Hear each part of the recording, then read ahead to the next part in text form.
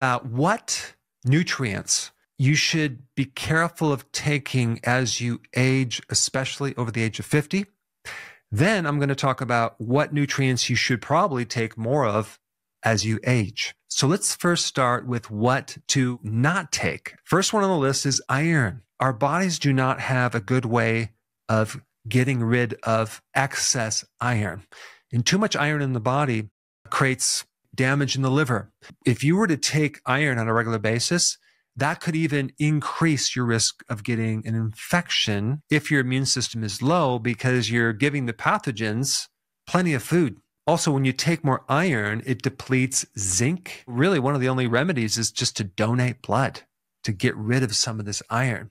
Now, if someone's female and they're menstruating, they're constantly getting rid of blood every month. But in any situation that someone's anemic, I would recommend to get your iron from like red meat, liver, grass-fed liver pills, or spleen extract. The next mineral we're going to talk about is calcium. Far too many people are taking too much calcium. We develop a lot of extra calcium that builds up in the arteries, and the calcium could also build up in the kidneys as well. Just think about like people that have high blood pressure. What do they take? They take a calcium channel blocker. Now, the other point about calcium is that I do recommend a lot of vitamin D because it's very, very important. But one of the side effects of vitamin D in higher amounts is hypercalcemia. What is that? That's too much calcium in the blood. Now, I recommend taking high doses of vitamin D3 if you have autoimmune problems or you have a lot of inflammation because we're trying to prevent too much calcium in the blood. Next vitamin on the list, vitamin A, but I'm not talking about the natural vitamin A. I'm talking about the synthetic version of vitamin A because they can become a problem, especially if you're taking them on a regular basis with the liver, as in liver damage, osteoporosis, and increase intracranial pressure. So that's like headaches. The natural version of vitamin A is totally fine. You can get that from cod liver oil. You can get it from egg yolks, get it from butter, but I would avoid taking any synthetic vitamin A. You would think sodium would be on this list, but sodium is very necessary for you to take, especially as you age. So sodium is necessary to give you energy. Following up with that, let's talk about the vitamins that you need more of as you age. There's the synthetic version of vitamin C, and then there's the natural version. In the past, I've been very much against synthetic vitamin C, but since then, I found there's definitely a time and a place for taking large amounts of vitamin C for various things. One is just to lower your histamine. So if you have this allergy attack, it seems to do wonders for that. And even one being to help with cancer. But on the flip side, I also recommend taking the vitamin C from sauerkraut would also be a good idea.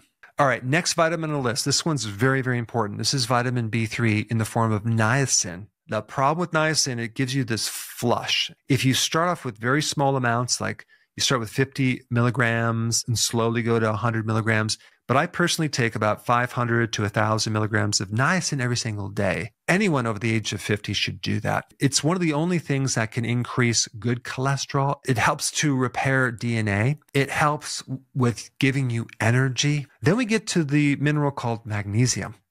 Magnesium is the thing that counters this calcification problem. It keeps the calcium from building up inside the cells. Great for blood pressure, great for muscle cramps, great for energy, great for sleeping, and great for lowering your cortisol.